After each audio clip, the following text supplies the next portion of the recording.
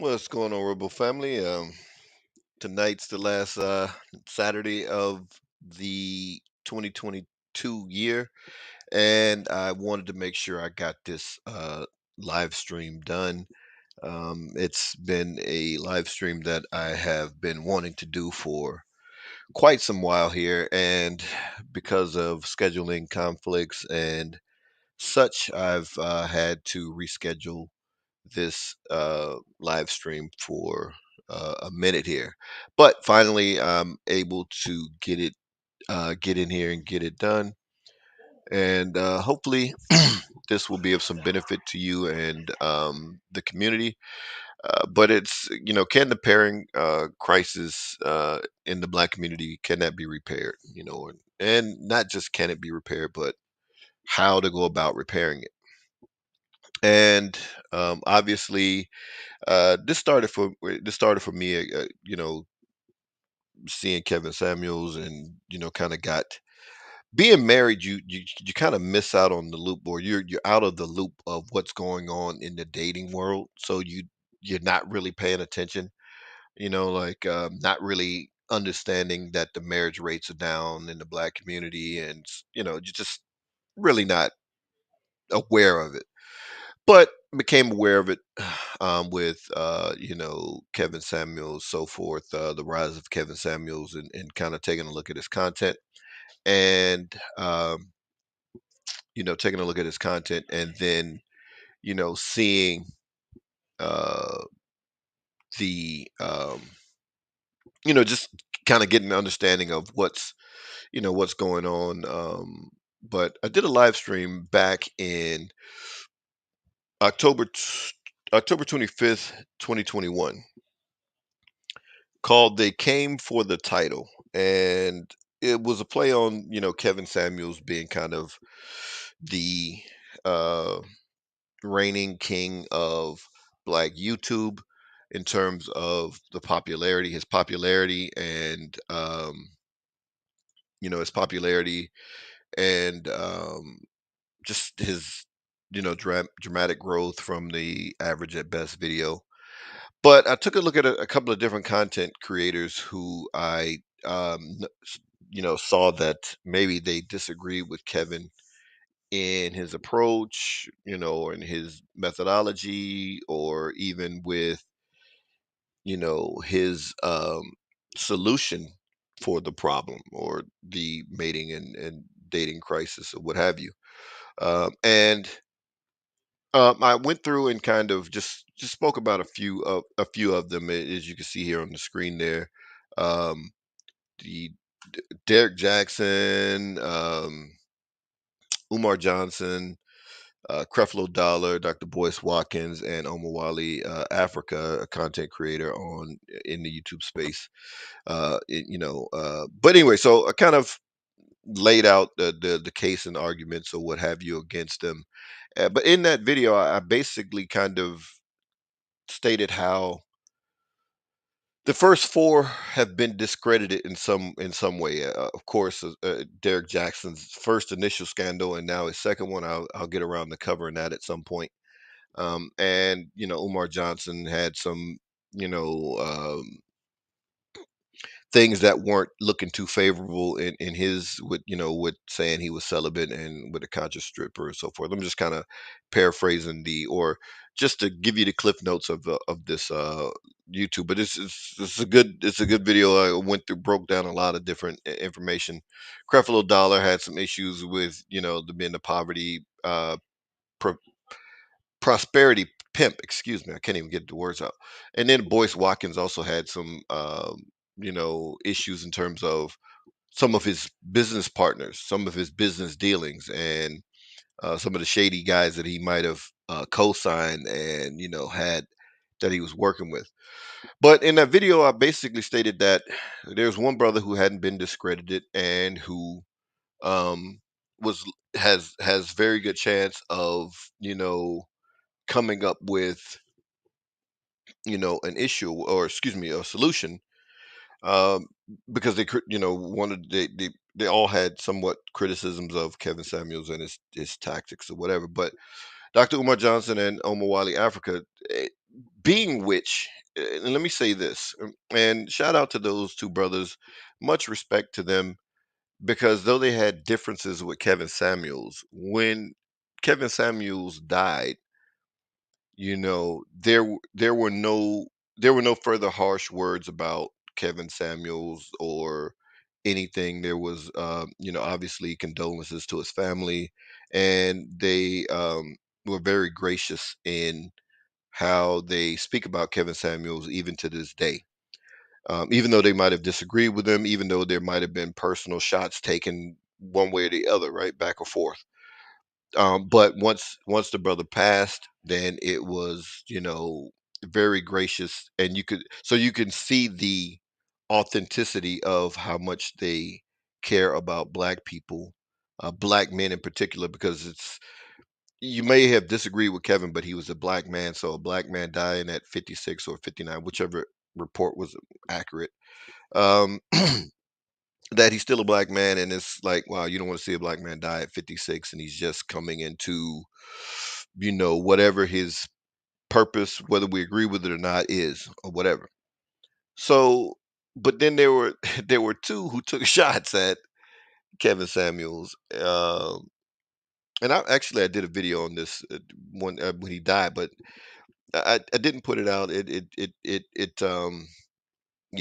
lot of time had passed after he died. I may do it on, maybe I'll put it out on the anniversary of his death or something. Just to say, here, this is what I was thinking at the time when he died.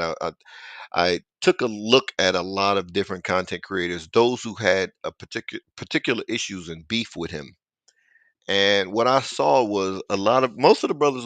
Most of the brothers will stand up. I'm gonna say some names.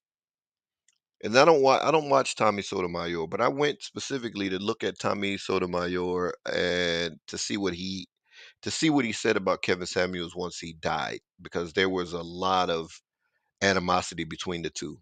Um, Same thing with Jason Black. Same thing with the Angry Man, who's a content creator on YouTube. Even though he had somewhat of an issue with, well, I don't know, falling out, I would say, with Minister Jap, and they may have taken shots back and forth. When the brother died, all of that ceased. Even somebody as much as like Tommy Sotomayor, like I said, who, if you guys know who this guy, he really went hard on him, and but he was very gracious. I thought out, and so I went particularly to look at that. And then there obviously were some, and a lot of men who were doxing Kevin Samuel's family. But I don't want to get sidetracked. That's it. But I just wanted to say shout out to them, and then to Derek Jackson and Boyce Watkins. They were taking shots at Kevin Samuels even after he died. So that kind of shows their character. And then of course we see Derek Jackson again embroiled in another scandal. But after this video, it's been over a year since that video, been over 6 months since Kevin Samuels passed. None of those who criticize Kevin Samuels have moved in a direction to repair what is being seen as a mating or dating crisis. I would say marriage crisis. Let's put it that way, because obviously black people are dating because we're having babies and stuff, whatever. So that's the dating is not a problem. Having sex is not a problem. Getting sexual relationships is not a problem, but it's a marriage issue. So parent crisis, marriage crisis, what have you. But again, like I stated in the video, the person who had came out of that and actually shown that uh, that he really cared about the particular issue was Omawali Africa. And I'm going to go through some of what some of his content to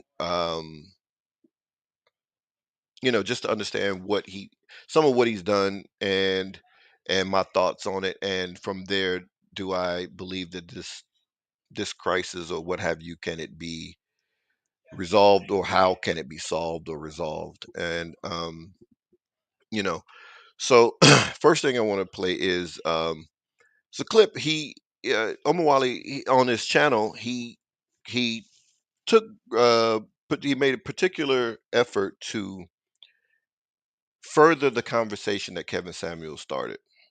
And if I had done this video actually when I first scheduled it, it would have been premature, because I think at the time when I first scheduled this live stream, I can't even remember when I did it, but it would have been premature that Omawali hadn't had a chance to he hadn't released some of the content that he's released around the marriage issues in the black community.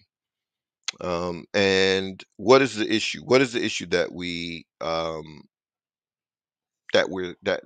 seen here? Let me go ahead and jump in the clip, and I'll play it here. On my community tab, I just put out a casting call. Wait a minute. All right. So yeah, let me set this up. So okay, so the marriage crisis in the black community. We know the marriage rates are down. Marriage rates are the lowest of any community in the United States. The marriage rates are the lowest they have ever been since, I don't know, 40 years, whatever it's been, right?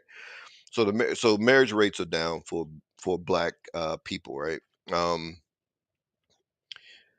and when we do get married, we get married a lot later than other groups. These are all statistics you can find anywhere, and I'm not saying, trust me, I don't want to go through a bunch of statistics when there's plenty of videos going through these statistics, and you can look those up. I don't want to go through a bunch of them, but these are things that you can verify and check out. Black women, or excuse me, black men, though black men are what, maybe 2 million less black men in the United States. They actually have, depending on the stats that you look at, they have almost a quarter of a million more marriages. In one stat, I think from black demographics.com, stated that there's almost 400,000 more marriages for black men than black women, even though black women outnumber black men almost by 2 million.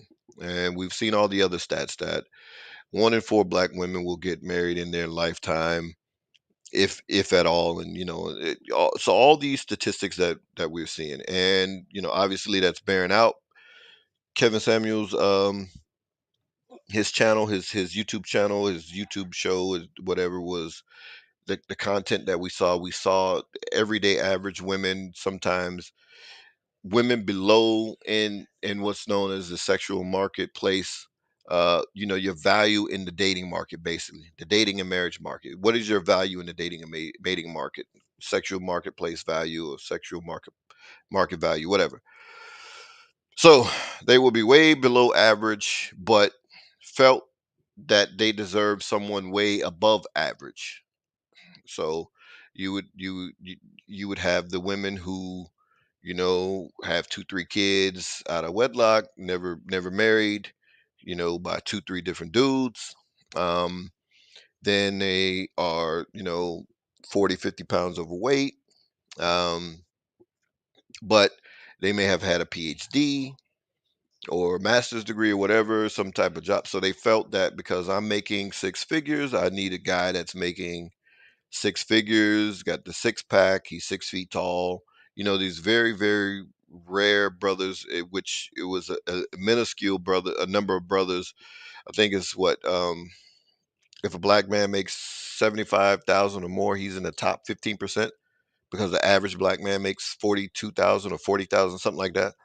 And but if he's making over 100,000, and then you add on top that he is 6 feet tall, which puts him in a very, very small minority of men, but all these women seem to want that man, or those men, which are very, very few in number, especially compared to the women. And one of Kevin's point was that, hey, you need to find a man on your that's equal to your sexual marketplace value, which for men, that was their earning, what they were earning, and what they, how much they earned, and obviously how tall they were, are so all the things that women are attracted to is what values men, or what men's sexual marketplace value is based on. And then of course all the things that attract men, that are attractive about women, for men, that's what their sexual marketplace value, them being how beautiful they are, how fit they are, how friendly, feminine, whatever, feminine, friendly, I think that's what he way he would say it. How, those things, those cooperation, how cooperative they are. That's so get with a man that's on your sexual marketplace value. So if you are five, if you're five, and beauty standards, health wise, children, you already have children, all these things. So you're average on the sexual marketplace value. Then you need to get with a guy that's average on your like counterpart, which is a guy average 42,000. He's making 42,000. You guys pair up and you guys build the family. That's kind of, you know, simply. I don't know how people miss this message, but some of the stuff that we see, people really, really distorted that message. And but anyway, so now, so Omawali has, in this particular clip, he is talking about, he's putting together a 3-part panel to talk about, to further the conversation, of, um, to further the conversation on, that Kevin Samuels started, and he kind of said it that way, that we're gonna further. He wants to further the conversation and take it a little bit, take it further than just what Kevin was talking about it, so he's putting out, so he wants to look at some of the background, and I'm gonna let him explain it, but that's kind of where this is kind of where he's at. He's a three-part panel, excellent information, excellent content that he was producing. So let me go ahead and let him take it from here. So we are looking for black men and black women, preferably content creators. But if you're not a content creator, if you got a voice, you have a perspective on this topic, reach out. So the topic, just so I make sure I got it right. Actually, I'm gonna read this joint right from my Instagram, just so. I mean, I've been a little bit under the weather, been a little bit loopy over this joint, so I just want to make sure I got it. Make sure I got it right. So the topic, right, is called Black Men and Black Women in Search of the Middle Ground, aka the Great Negotiation. So what we're looking for, we're looking for panelists to join us for a three-part family discussion regarding the courting and marriage crisis in Black America.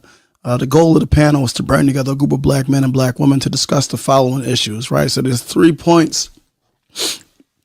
Right, and we're going to cover each of these points on 3 subsequent panels, right? So 3 panels back to back. So the first point that we're going to be addressing with panel 1 is what are some of the most toxic tactics or non-starters that are commonly used in the current dating negotiations, right?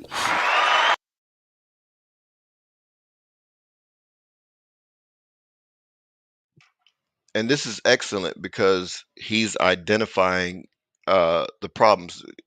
Before you can solve a problem, you must first identify it. So the first episode or the first panel is, look, what are some of the dirty tactics that are used back and forth?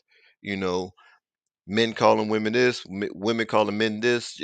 What are those things? The shaming tactics back and forth, men shaming women, women shaming men. All these different things that are used to try to break the other side down or get the upper hand in this crisis here.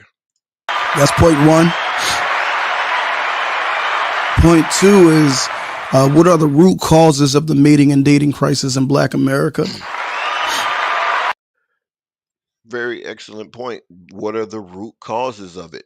You know, it would be easy for anyone just to say white supremacy. We're not going to solve white supremacy overnight. So that, yes, that's the bigger, like, what do you say? You have to fight the battles to win the war.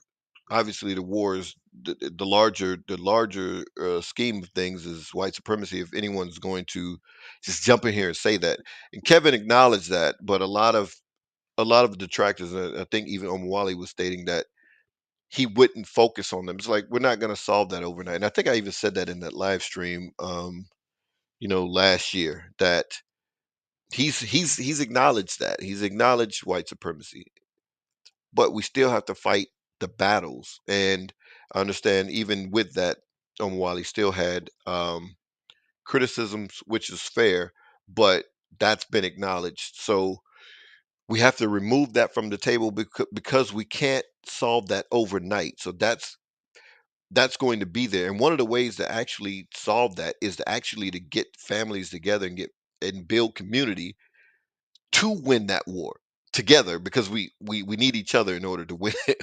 You know what I mean? So in order to defeat white supremacy, we have to first start getting married and creating families, and as families we have to build community, and as community we have to build institutions, and then from there we can win the war.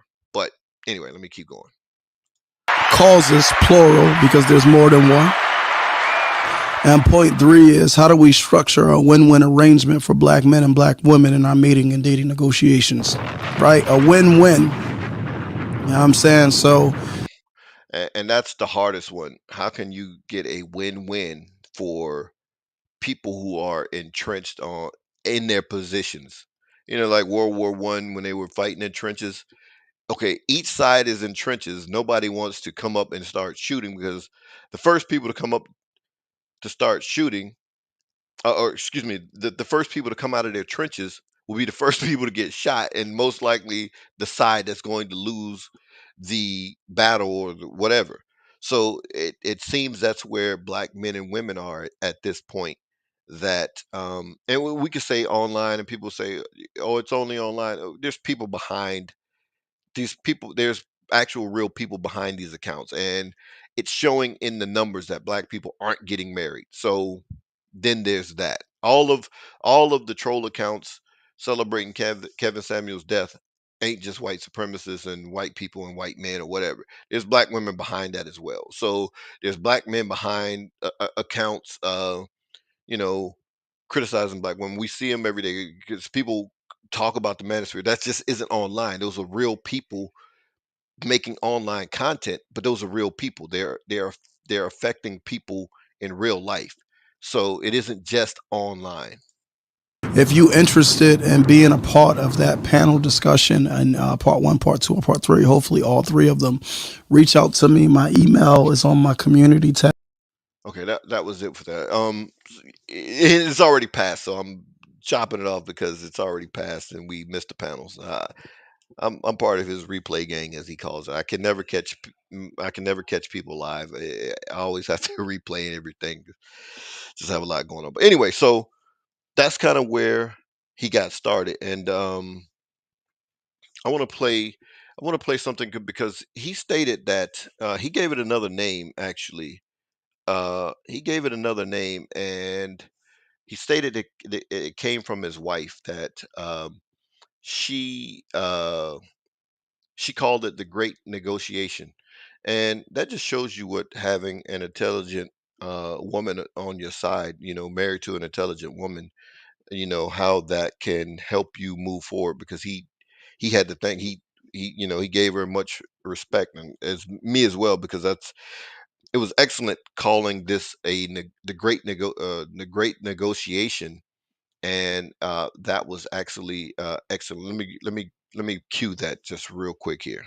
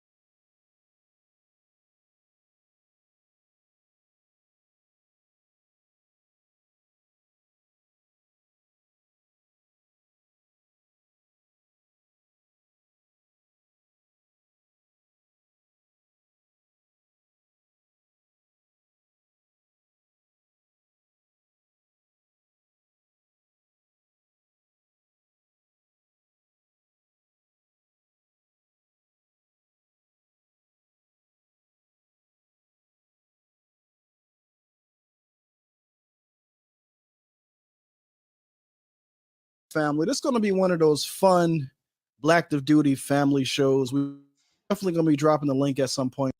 Okay, so the name of this episode was high value men versus high value relationships, and this is very good foresight to start moving or start preparing for when black people actually start getting married in larger numbers, larger percentage of black people start getting married. That we have to start looking at how to have relationships that are fruitful and not toxic or destructive relationships. It isn't just it won't be just good just to start getting married. but then we turn around and getting divorced at a high rate, which that's also happening as well. But to actually stay married, but that everything in the marriage is constructive and not non-constructive, and that the marriage is fruitful and it's beneficial to both parties in the marriage and to the any children or offspring or whatever in the marriage. So that's coming from this particular live stream, and this was the live stream where the brother was hangry. He went out of town and he didn't get no food. So shout out to the brother for this. But anyway, here we go. Listen, all right.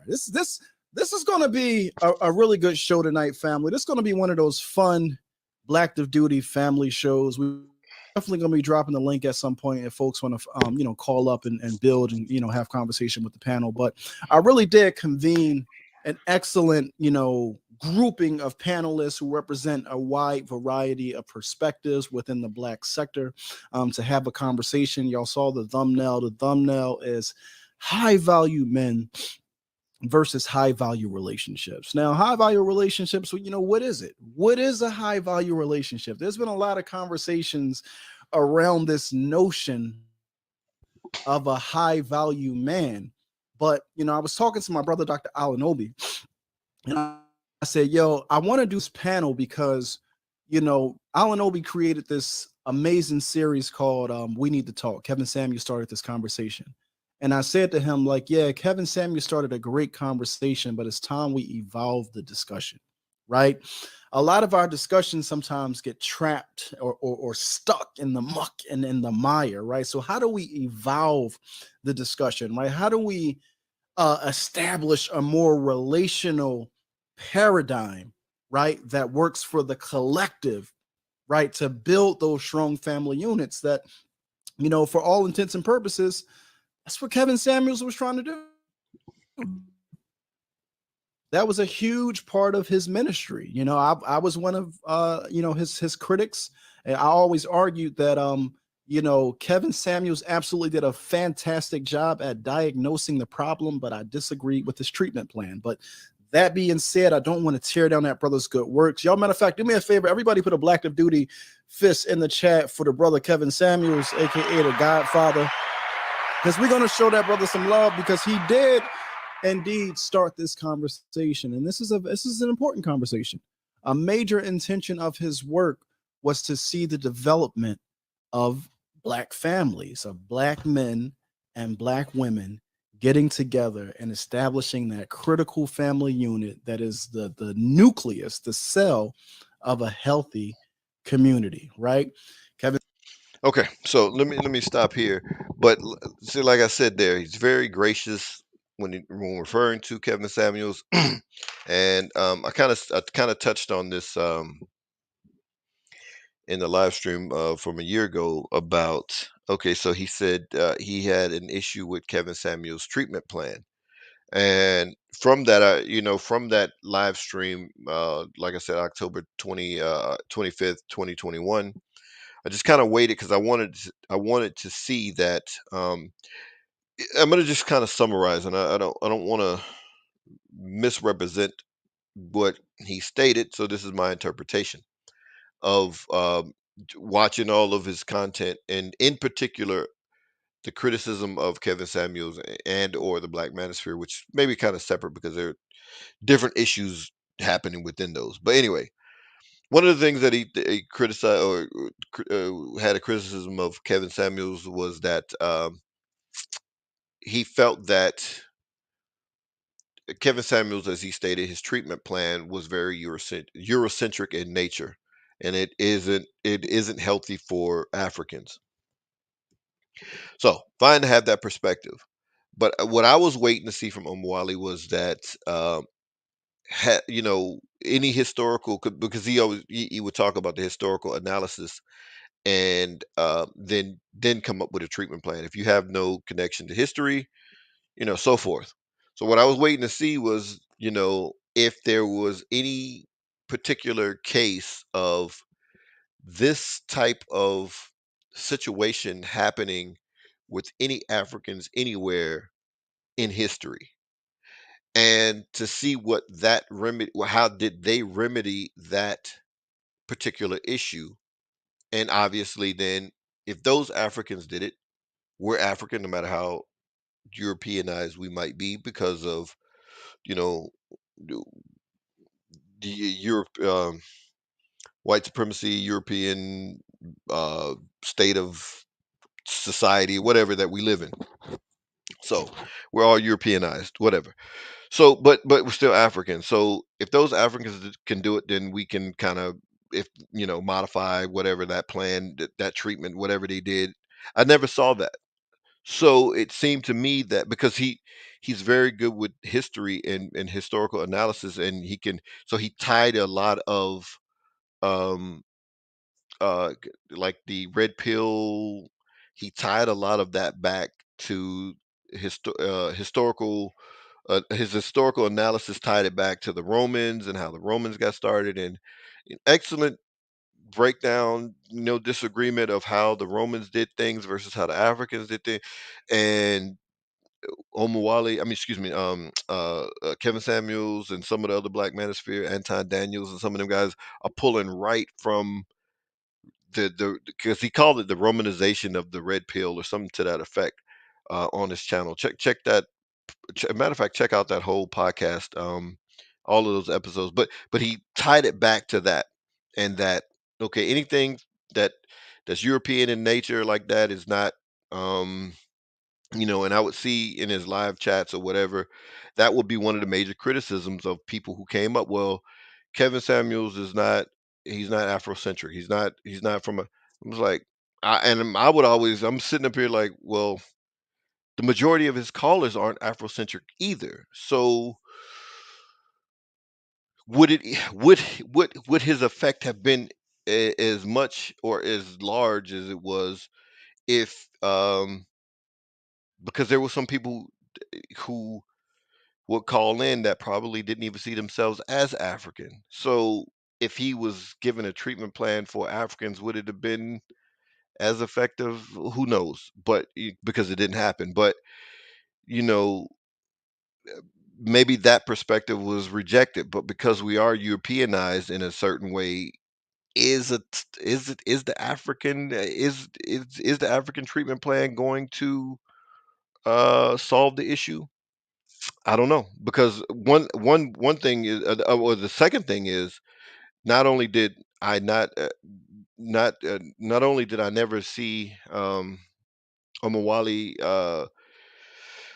tie back in from a historical standpoint of this particular crisis ever happening to any Africans anywhere in history, but I also never saw the actual exact, um, because he would talk about the dirty glass of water versus the clean glass of water.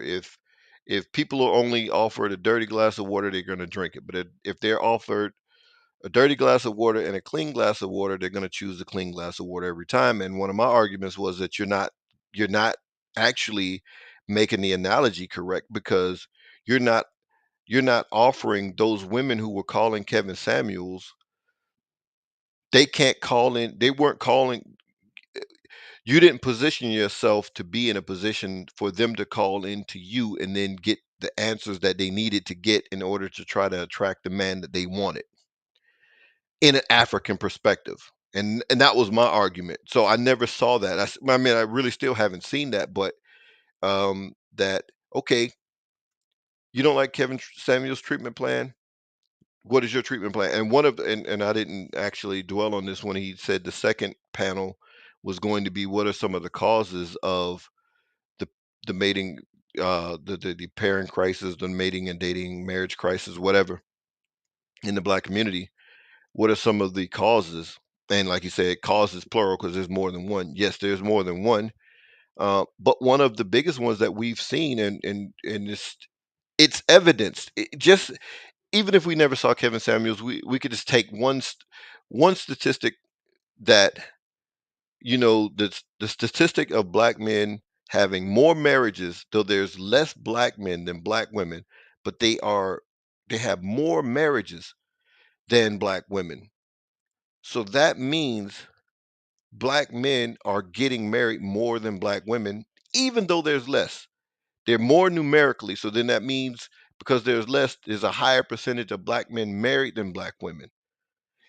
That one statistic alone will tell you where in large a large part of the problem lies.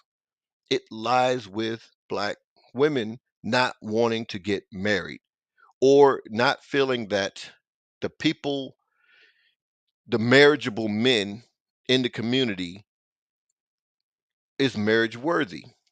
That, and Omawale, he actually hit on this point, and it was clear.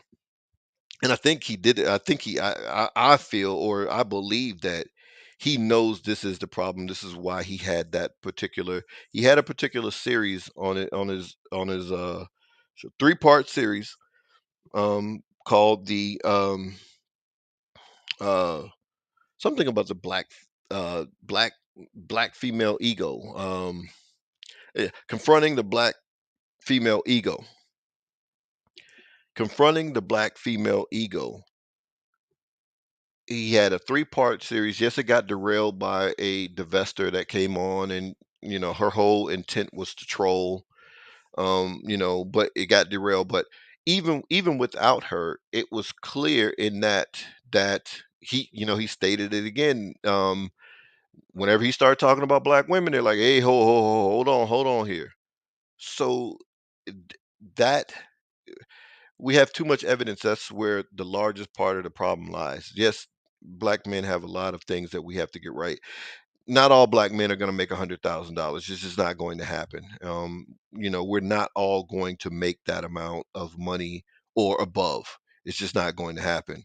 Um, you know, there's just going to be some brothers who, we're going to feel every spectrum of, from the lowest of the low to the highest of the high, CEOs, business people. We're gonna cover the gamut. Everybody can't be the millionaire or the whatever. So that's just not going to happen. So it's just gonna have to be accepted, just like it's just gonna have to be accepted. Well, you know, all the women in the black community are not gonna look like Ashanti, or and I'm thinking of Ashanti because she just stated, I'm going to get to this, but she just stated she wanted to have babies and families at 42. Like, it's crazy. But she still looks good for 42, or whoever you name it. What's that girl's name? She wants divorced her husband and wants to get have kids now.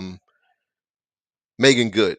All the women are not going to look like those two individuals. We're going to have a gamut of women who look and shape in such a way. There may be some good women in those women who are 5'2", 200 pounds or whatever, that look like Brittany Cooper. She's not one of them, but they look like Brittany Cooper, or yeah, Professor Crunk. I think her name is Brittany Cooper. Yeah, they're gonna be some women that look like that. Maybe good women, but all the women are not gonna look like they're gonna be on. So it's gonna be a gamut. So we gonna have to figure out pairing. Hey, brother, look, man, if you make $20,000, hey man, I'm sorry, you might just have to get the Brittany Cooper.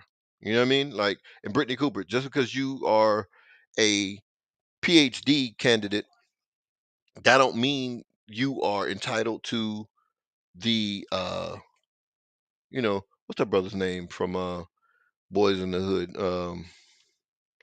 Morris Chestnut or whatever. Like, you're just not gonna he's not going to look at you like that. You don't deserve that guy because you're a PhD. So we haven't seen this. So we have to, like I said, that last one, getting the last part of his 3-part panel, getting what's fair and balanced.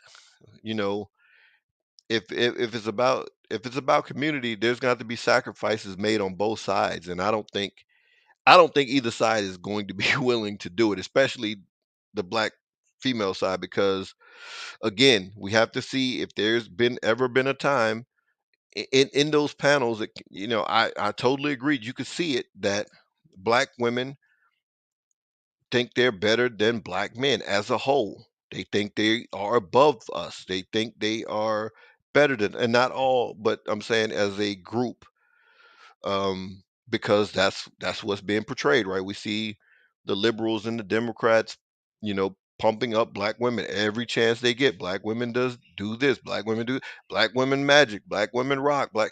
It's always pitting us against each other, and unfortunately, a lot of our sisters are falling for it. But let me keep going here because he gets to the explanation here. Kevin Samuels took a lot of smoke from dudes in the manosphere that were angry at him because he was evolving the discussion and having conversations with black women, right? You know, there were dudes saying that Kevin was, shame, blame, and explain. The goal is to get the black women back to the table. And you got all these dudes that's like, F that black B. Like, we don't want her, let her go there, like we done with her. And this is my thing. If that's your perspective, if you are a black man and you don't fuck with black women, and if you are a black woman and you don't fuck with black men, this is not the channel for you. Why are you here, beloved? You can go wherever you want to go, but I'm telling you, this is not going to be the conversation or the place for you, right? But if you are a black person and you want to see the state of our relationships improved, then this is a conversation for you. This is a conversation that I think you'll enjoy because we're trying to figure out, okay, we've talked a lot about a high value man. Cool. That deals with like the acquisition, and the acquisition is not the relationship, right? A lot of us sometimes we confuse the wedding with the marriage, right? The wedding is an event, it's a day. The marriage is a lifetime. And it takes a set of skills in order to make it work.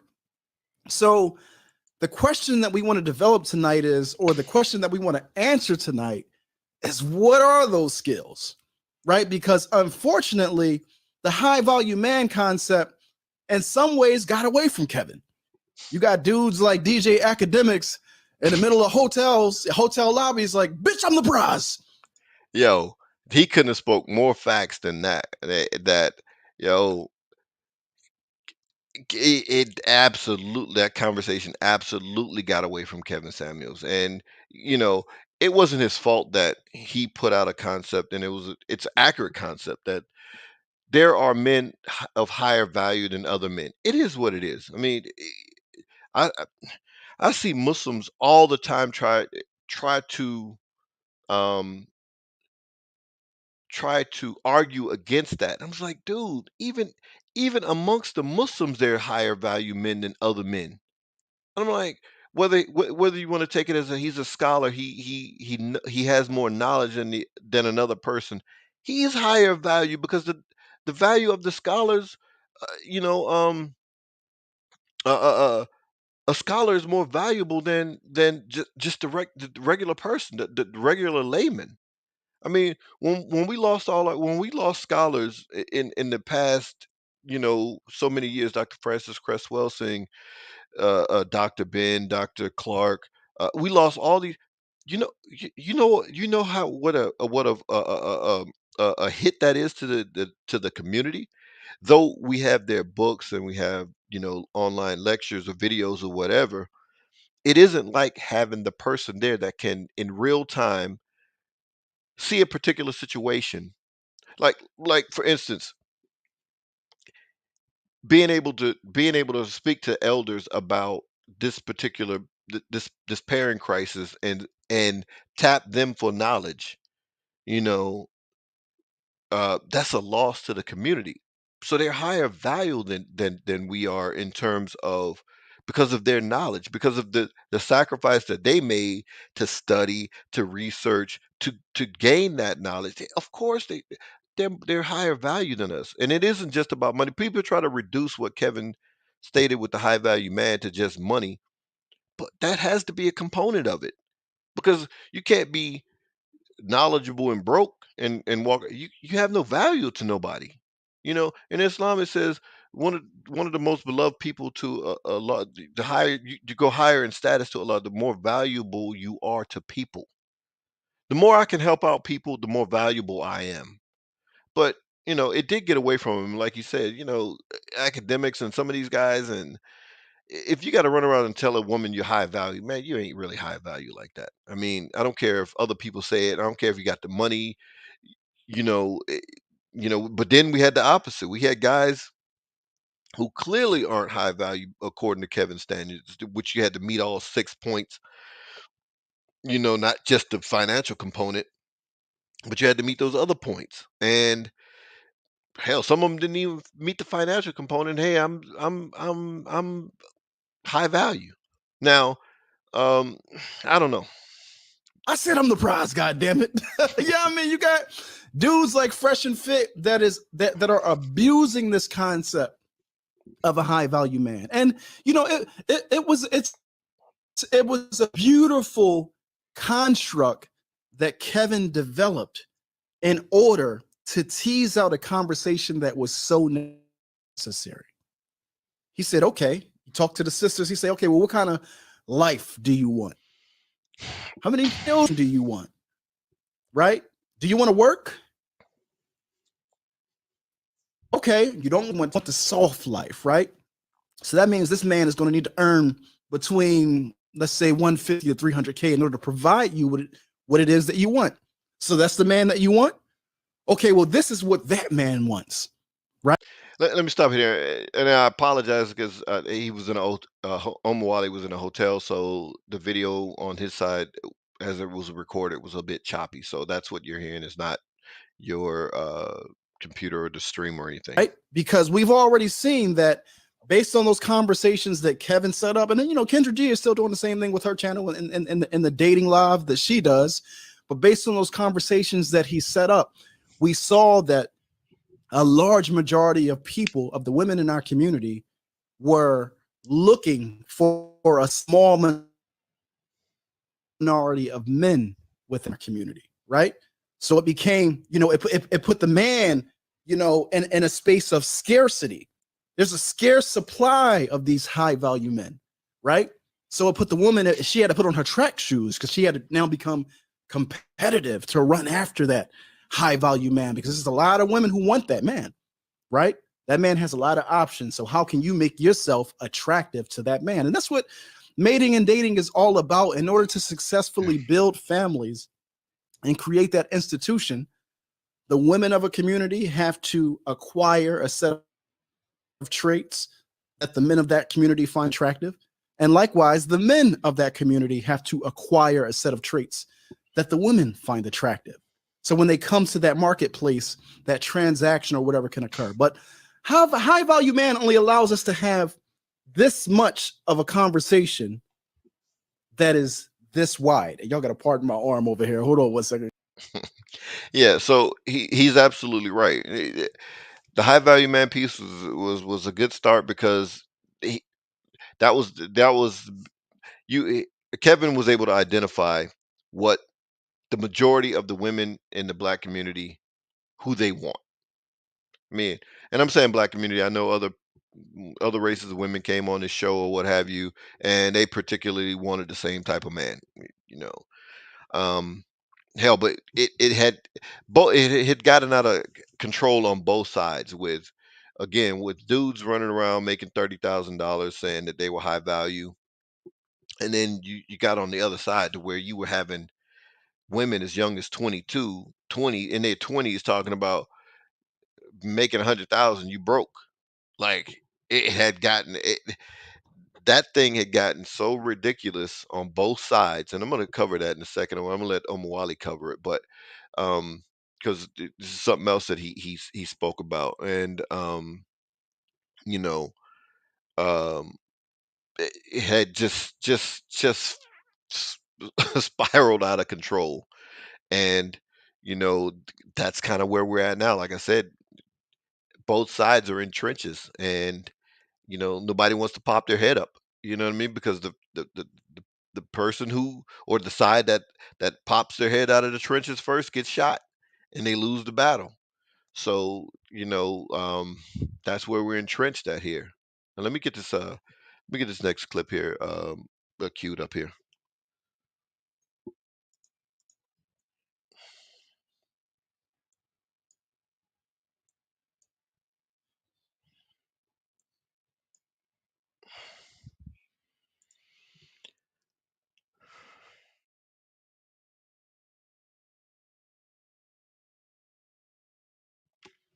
my mute button is not working. All right, here we go. So in this particular clip, he's referring to what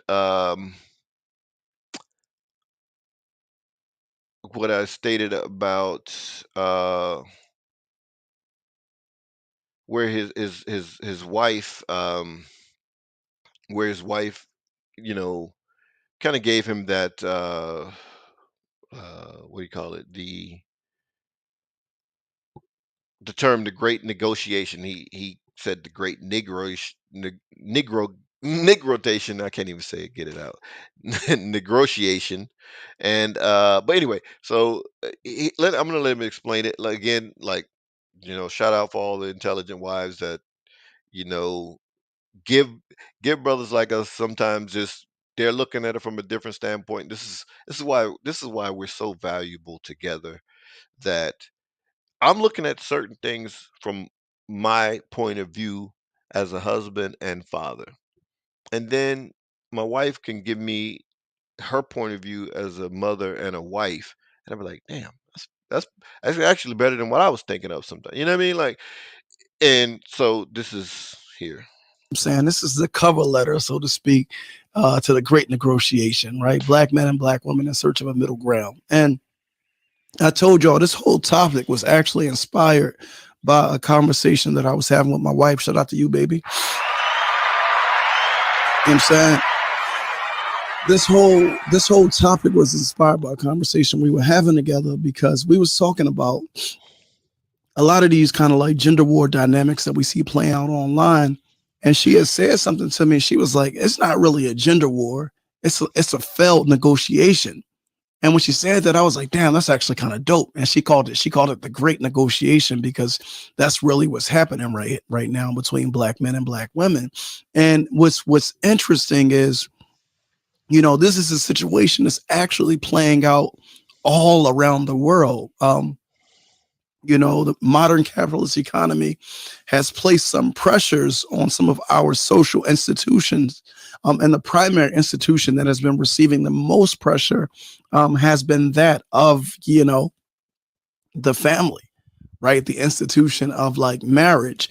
And when we look at what's happening in Black America, I mean, there are various, issues that compound our reality of like mating and dating.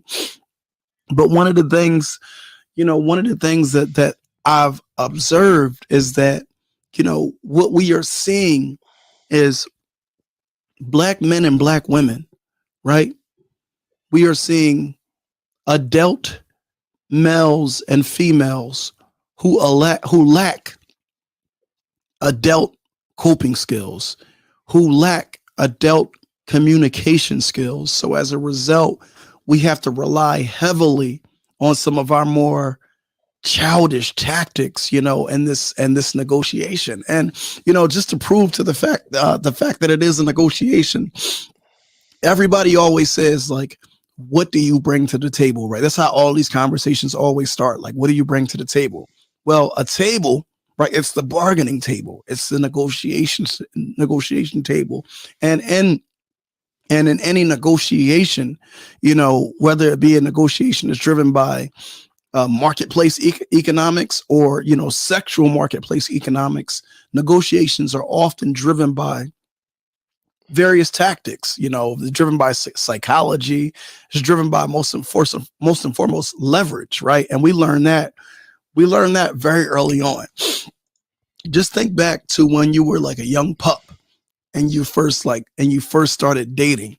When you first got into the dating game, when you first started learning about the birds and the bees, you learn about this concept of leverage early on, right? So think about. Let me stop right here, because he's going to go into um, what you go. Well, I'll let it play, but so I do want to say this. Yes, I absolutely 100% agree, that that was a very excellent observation made by his wife, that it is better called the great negotiation, that it is about which side has more leverage in the dating and mating market. Uh, that's an excellent way to frame the issue. So it's better than saying a pairing crisis. I kept the title because that's what the live stream had been called, but it's an excellent observation there. But I will say this, and I'm going to cover it at the end. There is still a gender war that doesn't have anything to do with dating and mating. It's just the again.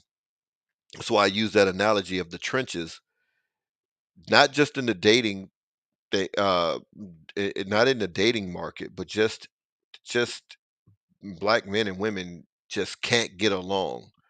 Um, and it has to do with Kevin Samuels was trending again last night and or yesterday and this morning or for the this afternoon, and because of Tory Lanez and Andrew Tate, I think they were all trending.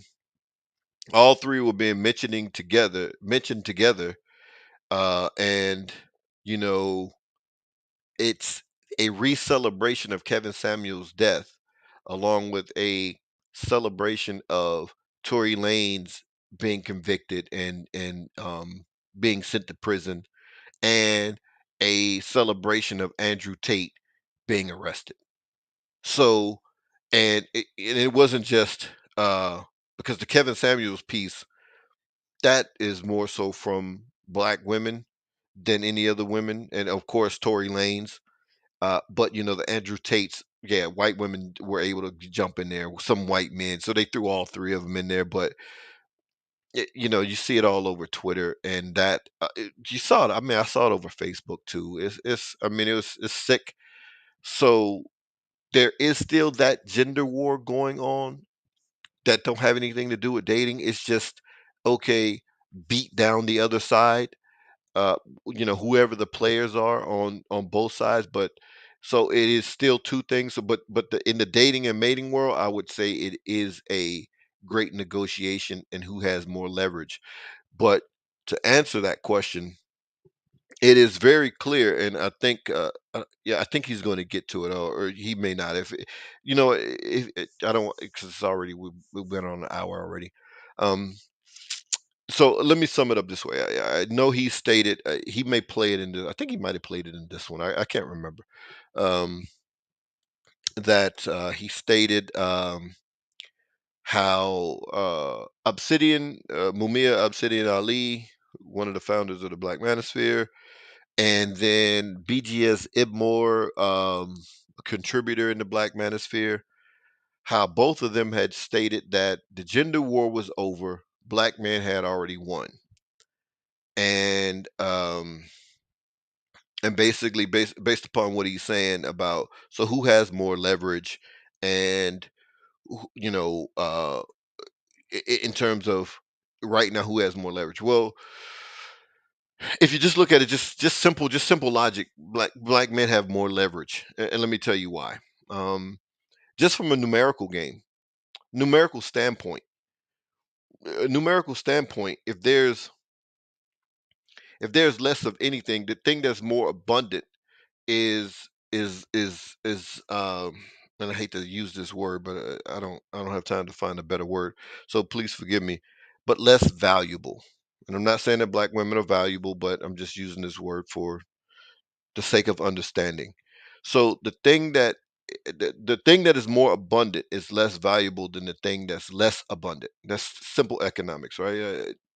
So simple from an economic standpoint, there are less eligible black men to marry than there are black women. So that would make black men have more leverage just on that alone. Just from that standpoint alone, black men have more leverage. We just need to be honest about these different things here. So from that numerical standpoint, if if you are in a city, if you're in a city like Atlanta, where they say what it's 7 women to 1 man, or upwards of 7 to 1, whatever it is. If it's more than 1 to 1, the people who have leverage. So 7 women to 1 man, he has leverage. He has more leverage. I have 7 women that I could choose from, but these 7 women have to choose from, one of me, so to speak. I have more leverage in that situation. So from that standpoint, from the standpoint of, um, you know, it is what it is. Whether 'cause black people, black demographics.com is starting to do a lot of the uh, analytical work, data work to pull data together, to get data that we can actually parse out that's pertinent to us in our community. We hadn't had it before, but um, we only had the things like, from different sites like OkCupid, or I'm not OkCupid, whatever that thing is called. What is it called? Some of those dating apps. What are those dating apps called? Uh, Match.com. Yeah, Match.com and some of the other ones. I don't even know these things, but I know the statistics. I can't remember, exactly which sites they came from, like Tinder polls and statistics about who's the most eligible, who's the most searched to date or mate or whatever. And when you get those, black men, even with all of our issues that we have on our own, even being under the thumb of white supremacy, even being less economically viable than, maybe some of the other groups of men, Asians or whoever, that black men are the second most searched or second most wanted in the dating market, right under white men, but they are above Hispanics and Asian men. But then on the other side, the flip side, obviously Asian women are the most sought after to mate than white women, and then last is black women. So in that, even with that arena, if it is what it is, if black men can have more freedom to date and marry other races of women, or other black women from other countries or whatever, because this goes into the passport brothers thing, then I want to cover that as well. But that is more leverage when sisters don't have that same ability. You know what I mean? Or they don't have it to the same magnitude. That is more leverage. So we have to be honest with these things. If we're going to come to, as Omawali said, we got to come to something that's fair for both sides. We got to say, hey, look, hey, this is what it is. Men have more leverage at this particular point in time. So sisters, is look, if these brothers are saying your weight is an issue, that's something that you can control. Okay, you can't really control if you have a pretty face, outside of elective surgery or whatever. And I don't necessarily recommend that, but people are going to do what they're going to do. But if your weight is an issue, you can control that. If your attitude is an issue, you can control that. Okay, men on the other side, hey, men, look, we like men who are building stuff. All right, well, you guys got to start building. Hey, you make $30,000, then you just got to get with some brothers, and if you don't have the money to finance building of institutions, then you can donate your labor, whatever it is. I mean, but there's going to have to be some negotiation on both sides. But it has to be, when you come to the table, you have to understand who has more leverage and who doesn't, because it's not going to be like, well, both of you guys get the same amount of leverage. No, you don't, because then brothers are brothers are not going to give up their position, and it would just be it'll just be the same thing. Let me keep going here. About this is like, back in the day. So I'm about to age myself. Back in the day, we used to actually have to get phone numbers, right? Like we used to have to like take your phone number down like on paper. There was no such thing as like, asking you for your Instagram or anything like that. Like that's what the young kids do today. But back in the day, like that's what we used to have to do. We'd be out in the gallery somewhere around the city. We at the movies, at the mall, whatever. And you get somebody's number, and it's like when you get it, it's like, yeah, you can't call her right away, because if you call her right away, it's like, if you call her right away, you're gonna make her think that you sweating her.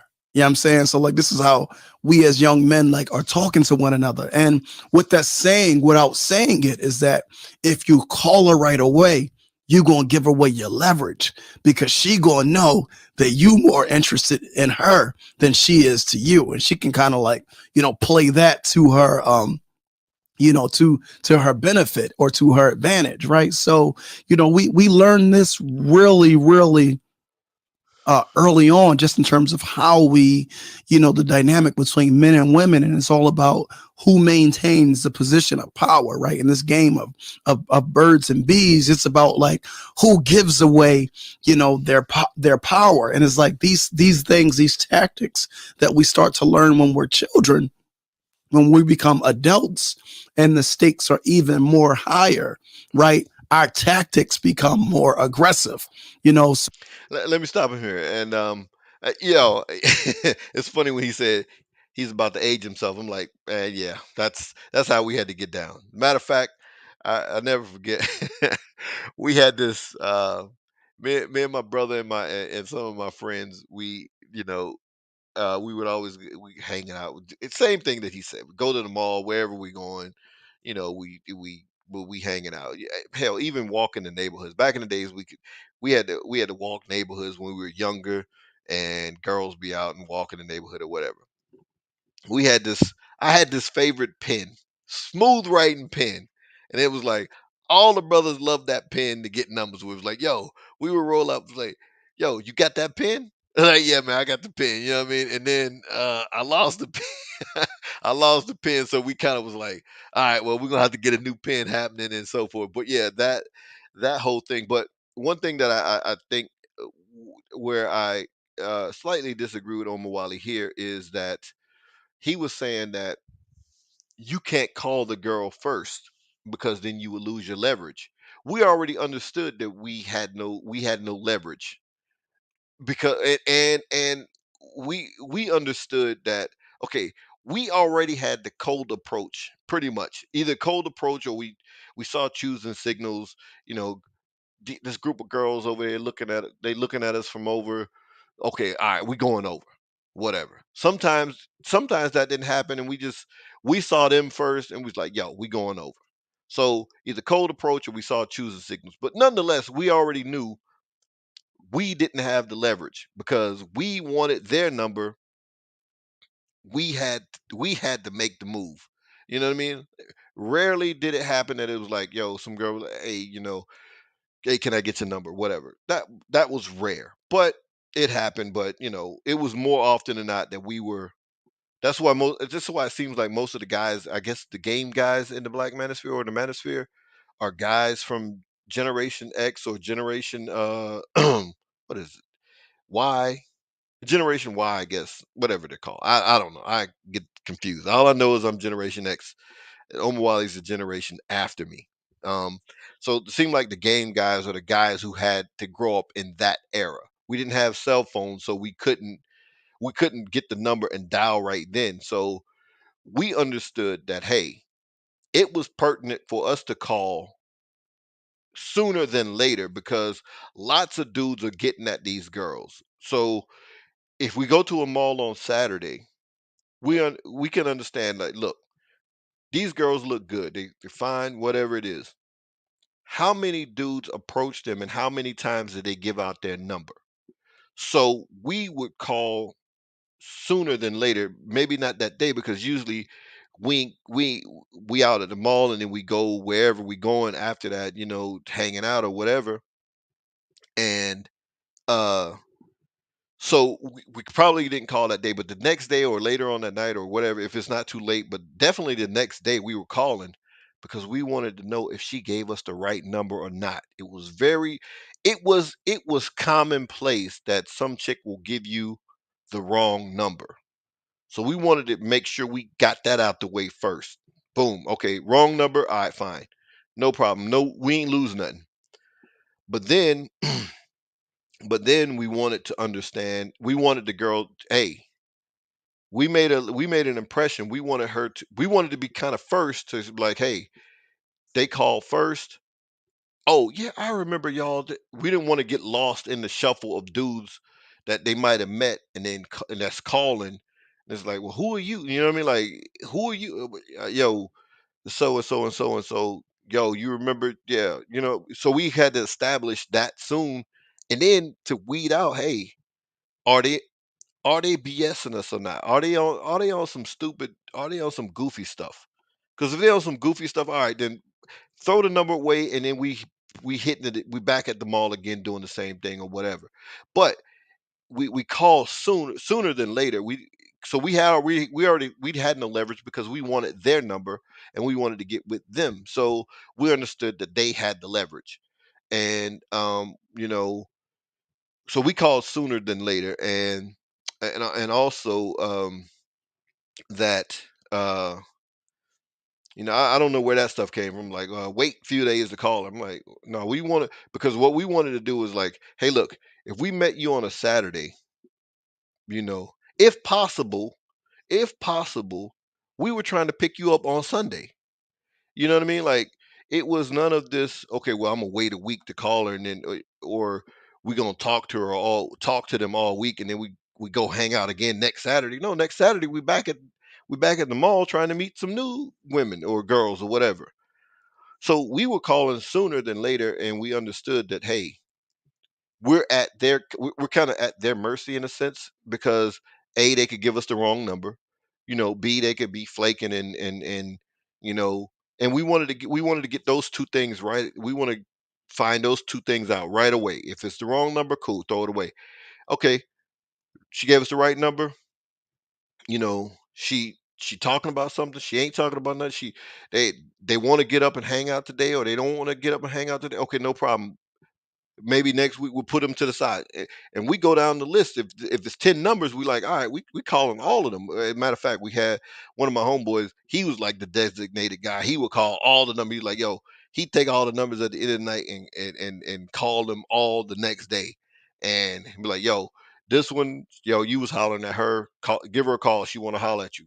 This one was called, yo, she was hollering at him. Oh man, she flaked, yo, we and then we run it all over again. It was systematic like that for us. So we didn't, you know, we knew we were at a disadvantage. But you know, sorry to digress here, but let me keep going. So now, what we see is a lot of what I refer to as like toxic tactics or bullying tactics or scared tactics, right? If you don't get with me, shit gonna be real hard out here for you. I mean, the sky is about to fall down, and if you don't start accepting, me, and I'm earning my $30,000, if you don't accept me for what I have, what I'm bringing to the table, this shit gonna be bad for you. And is this whole notion of just scaring the other side, right? We see this a lot with the divestors, on both sides, the male divestors and the female divestors. This conversations like, hey, I'm leaving. If you don't get with me, I'm gonna go over here and get with her. You know what I'm saying? And I want to play this clip right quick because I brought this up on the screen. I believe it was last week, and this is a clip of Edward Anderson, and it's essentially this is what he.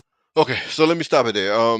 But yeah, so yes, he's absolutely right. There's fear tactics on both sides, but and I don't it's not cool from the brother side standpoint.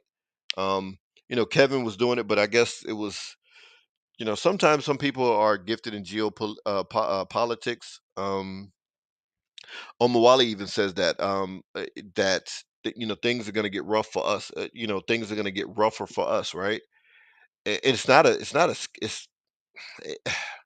is it a scare tactic in a sense? Yes, but is it also true in it? Yes, you know what I mean. Like, so I'm gonna stop the screen here because actually, no, I'm not. Yeah, yeah, I am. Let me go here because you know it is in a way, and it isn't in a way, that it's a scare tactic. Meaning, let me just go here because we're seeing some of this firsthand. Um, you know, these studies that are predicting 45% of women will be single by 2030. You know, black women getting evicted the most, right? These stories that are coming out, that whole winter is coming. uh, by Kevin Samuel saying winter is coming. Um, you know, unfortunately, it had been, it kind of had, unfortunately, came true in a sense that, black women are struggling more than other groups, in terms of being laid off, more during the pandemic or whatever. Um, you know, of course, the eviction crisis. They're being evicted. Uh, so obviously the reason why is women are more likely to have the children if there's so they'll be single mothers, and it's a lot harder for a single mother or single parent period to than if you had two parents and both are working and providing for the family or whatever. But he was absolutely correct in the sense of actually, let me play it here. This is a longer clip explaining um some of the tactics or what have you here. Dating demands. Say it with me. Delusional dating demands. All right. So excellent point. The delusion on both sides is real. Oh my goodness. Listen, Triple D, the three D's got the dating game in a headlock. Y'all have literally lost your goddamn minds. I'm going to do a review today, a live reaction. I want y'all to check it out. And to my hashtag replay gang, I want you to jump in the comments and have a conversation with me. Delusional Dating Demands has the relationship game on smash. Our relationship conversations literally exist in the realm of fantasy, right? If y'all watch Kendra G, you'll see day after day after day after day, women coming up there like, listen, I want a man that makes 500K, 6 foot tall, dark, handsome, childless, Mercedes Benz, sex game like a god. I want it all. And she's like, well, what do you bring to the table? Nothing at all, right? And I'm gonna get the Kendra G show. The level of, I don't necessarily use this word, but it's appropriate here. The level of ratchetness on that show is crazy. It's a bigger wake up call, and since she is more, I guess, even handed in speaking with men and women, you see it real time on both sides. I mean, you got brothers calling in from prison, brothers in prison, calling into Kendra G's dating show. I mean, I guess it happens. Brothers pull women all the time and they're in prison and get them to send money to their commissary. But uh, I'm like, Kendrick, come on, get some control over this show. And I get it. It's entertainment. It's entertaining. See, but she doesn't get half the pushback that that Kevin did, and I'm like, at least he tried to have some standard and some decorum. That show that show is but anyway, let me let me let him go. It's so funny that he's talking about it, and I'm thinking about all the episodes of Kendra G that I've seen. And if you guys are in and around the Black Manosphere circles, Manosphere, whatever, you've seen O'Shea's reaction channel with he reacts to Kendra G quite a lot, and there's other content creators who react to Kendra G's content. And I mean, I saw a Muslim woman on there she had on hijab and jilbab, and she's talking about sampling the D before, like, if it's small. I'm like, oh my gosh. It's crazy. That show is crazy. I said I was gonna react to that one because that's like one of the wildest ones I've seen on that show. But anyway, Delusional delusional. dating demands. It is real. It's very real. And it's just not the women, Yes. it is the men as well. So today I want to do a review. This is a brother Art of Itmore did a there have been a lot of reaction videos that have been done about me over the past week or so, and this brother was incredibly frustrated with me. And he said, if I want to save the goddamn black community, I need to get black women in line. Matter of fact, I'm not going to say nothing else. I'm going to let y'all hear this, brother, right? I'm going to let y'all hear it from the horse's mouth. This is what delusional dating demand sounds like. Without any further ado, let me get started. We need to talk. And he had every acronym up there. That's what they created, that whole acronym, Save Your Community Black Man. There is no saving the community unless you get women in line. There is no saving this community if you do not get women in line. That is your job. If you want to save the community, you need to tell women they need to get in line. You need to start telling women they need to be submissive. And it's a duty to be submissive. It's not, oh, I get submissive with the right man. That's not good enough. That's not. You need to start telling these women they need to start accepting men that's making about $45,000 to $50,000 a year.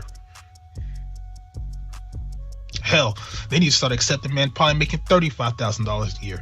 That's pretty much kind of the average of an individual that makes it in this country. Okay, before Omawali reacts to it, that is crazy. See, people will hear people like that say something, and then attribute it to Kevin Samuels, and Kevin Samuels said nothing of the sort. He said nothing even remotely close to women need to submit to a guy making 35,000, 40,000, or whatever. I mean, what's what should be attributed that should be attributed to the person who said it, because I don't understand how people got Kevin's message it wasn't um it wasn't overly complicated.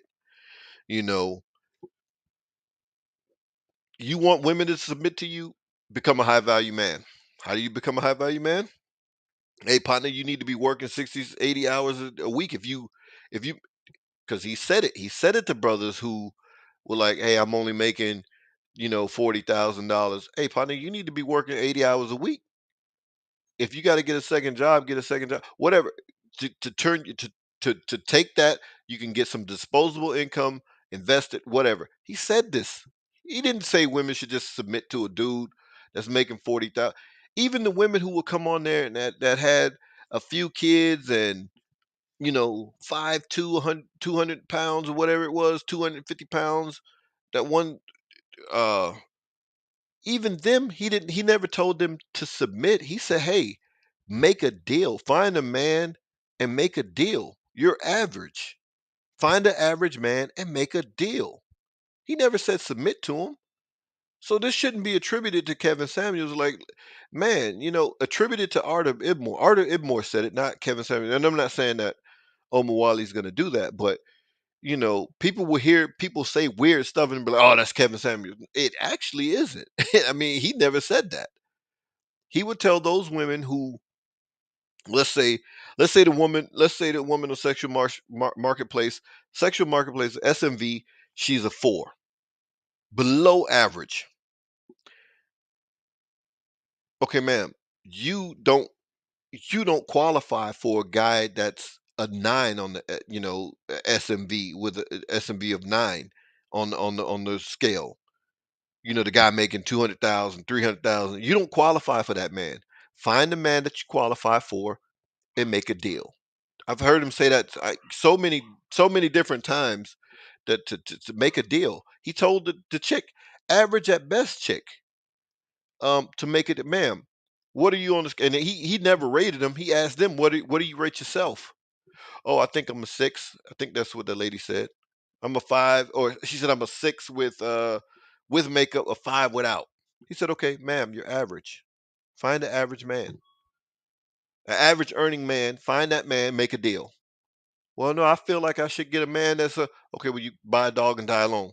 Because what else is there to tell him when he's telling you, hey, you're average. Find an average guy, make a deal. Well, I feel I should get somebody. Oh, okay, well, buy a dog, die alone. That's His message is simple. It wasn't rocket science. It was very simple. His message was really easy to comprehend. And he didn't say anything like this. A dude making $30,000, a woman should submit to him. The average income in this country should be like around $35,000 a year. You can find plenty of men like that that will treat you good. The problem is that what's this whole thing these new kids say, struggle love? Motherfucker, we struggle every fucking day. What do you All right. Look, Yeah, I'm like him. All right. So before Wally start again, I'm sorry. I was like him. I was about to cut him off. I'm like, I don't want to hit him more of this crap. But anyway, you know, I forgot what I was going to say. Hold on. Let me go back real quick. struggle love?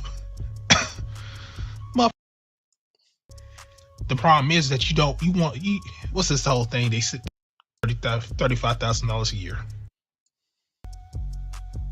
Hell, they need to start accepting men probably making $35,000 a year. That's pretty much kind of the average of an individual that makes it in this country. The average income in this country should be like around $35,000 a year. You can find plenty of men like that that will treat you good. Okay, it was that point when he said yes. How many times has Kevin Samuels said, "Hey, look, high value men, they don't cheat. They exercise options," and women didn't like that. Then what would he say? Okay, find your average guy. The average guy, he maybe he won't he would say this. He said, "Hey, average." He would tell the average dudes, the average, this ain't for you. This is for high value guys to exercise options. If you're an average dude, you can't afford to cheat. He would say that. I mean, this is what I'm saying. Like his message wasn't hard. I mean, like I said, when Sade said she watched so many hours of Kevin Samuels content, and this is what she walked away with. If you watch, like I said, I wound up watching more than that, but at the time, I was like, okay, I watched like 10 straight episodes from beginning to end, his monologue through the calls, and I understood just from that. Okay, I understood the format, understood where he was going.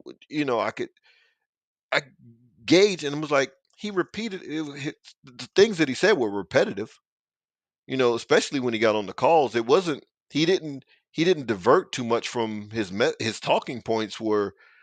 He had the same talking points, very few in number to me, in my opinion, and he just stuck to them. He just applied them to different calls. So it seemed like he was, but his message was really simple.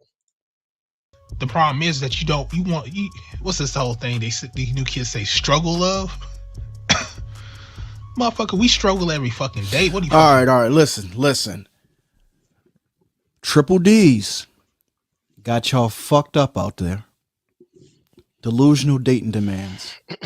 I don't know what man in his right mind thinks that a woman is going to feel comfortable getting into a relationship with him when he cannot provide for her a secure environment. 35 grand a year, beloved, I think that's less than poverty. I don't know where the poverty threshold is at. I think it might be around 37, 38, wherever it is. Don't quote me. But I know that's not enough to raise no goddamn family. And see, Omawali's saying that. Omawali's saying that. But guess what? There's going to be some of our brothers and sisters who are in poverty. Who are impoverished, who are at that poverty line. So a brother a brother making 35,000, he may have to get with a sister making 35,000. And it shouldn't be any of this. Then this is where I agree with him here. You don't make enough for a woman to just submit to you like, you know, you the king or whatever, so forth. Y'all make a deal. You make 35, she make 35, or whatever. Her S&V matches your 35 because you making 35,000, you're below average, so you're a four. So then you find a woman that's a four. Y'all make a deal. Y'all work together and build. There's none of this. Well, she should submit to you. You don't have any leverage at 35,000. You know, and when I was saying men have more leverage, I was just talking about just a logical. There's gonna be obviously there's some men that don't have leverage in the game, but I was speaking in general. right? A lot of y'all really got y'all heads fucked up. Like as a man, it's your responsibility to acquire the things necessary that makes you more attractive in the dating pool. It's not my responsibility to tell women like, "Yo, you need to be submissive to Art of Itmore and go over there and cook him a sandwich because he's earning $35,000 a year." Right. That's weird for a brother to say to tell another brother, this is what you should be telling women. That's silliness. But anyway. And oh, by the way, you also need to get your ass out there and work because y'all ain't gonna be able to keep the lights on with just his $35,000. Listen, man, y'all sound crazy. Yeah, it is Like, crazy. I know Kevin, and See, he put it on. He brought Kevin into it, and Kevin didn't say this, man. So he actually did. I forgot he did this, but it, Kevin's name shouldn't have been mentioned because Kevin's never said anything close to this. And I don't know how much content of Kevin's that Omawali actually studied, but Kevin didn't say anything like this. God bless the dead, but I know he told a lot of y'all that y'all are the prize. But I'm gonna tell you, beloved, there's no He told the high value men that they were the prize, which they are, because they're the most they're they're the what do you call it they're the rarest in the black community, so they are the prize. Those got you know the 2 million, $1 million earners in the black community. Those guys are the prize. They are valuable. It doesn't fall to well to varying degrees depending on where we fall in the spectrum of those high value man points or whatever in sexual marketplace value, how tall we are, how much money we make, your status and so forth. um how useful we are to the group of other high value men, so forth and so on, all those points. So but then there's going to be some brothers who are going to be below that you know making 35,000, and he wasn't talking to them. He clearly stated this. So oh Wally, I know you're still being respectful, but man, he he actually was like his clients are high value men. He would tell one of his things was basically what you're saying. Hey brother, you want to have your pick, then become a high value man. It's really simple on both sides. The argument wasn't, like I said, I listened to his content with men before the 3 years before he became popular or whatever. He was saying the same thing. Hey, telling men, look, man, you want to have your pick of women, become a high value man. How do you become a high value? You work, you sacrifice, you do what, blah blah blah. It's real A B C to, you want to get to this status, you got to work. You want to have your pick of women, you got to become a high value man. It's not hard. He did not say this about men making 35,000. such thing as a $35,000 a year earning black man who is the prize. He never said that though. It's So non-existent. I yeah, would Kevin never said that. never allow my daughter to get into a relationship, let alone consider a marriage with a man who can barely take care of himself and won't be able to take care of her or their children. Okay, so I'm gonna say this here. That part right there, that is where that's one of the other causes that men actually we could actually contribute to the black woman's ego.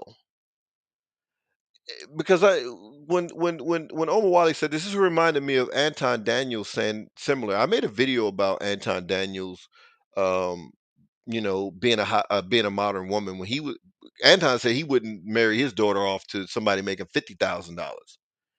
And to both of them, to both Omar Wally and Anton, and for myself or any other brother listening or out there, we're not going to determine this. We don't determine the sexual marketplace value of our daughters. No matter how much we love them, no matter how beautiful we think they are, it's going to be the men in their cohort, in their dating pool, that's going to determine. if a guy making $100,000 thinks she's wife material or not. And if no $100,000 guys come calling, we can't. What are we gonna do? Pick up a shotgun and make them marry him? And the other thing is, this is where Obsidian is always good in these types of conversations, because here he would have interjected, "Hey, Omawali, you wouldn't marry your daughter to a man making $35,000. If you're talking about your daughter in her 20s coming right out of college, marrying a man making $35,000 is a problem when we know if he's also in his 20s, if he's also in his 20s, men don't hit their highest earning potential until their 40s or maybe even 50s. So if he's making 35,000, I'm sitting up here like I'm doing the math. I'm like, wait a minute.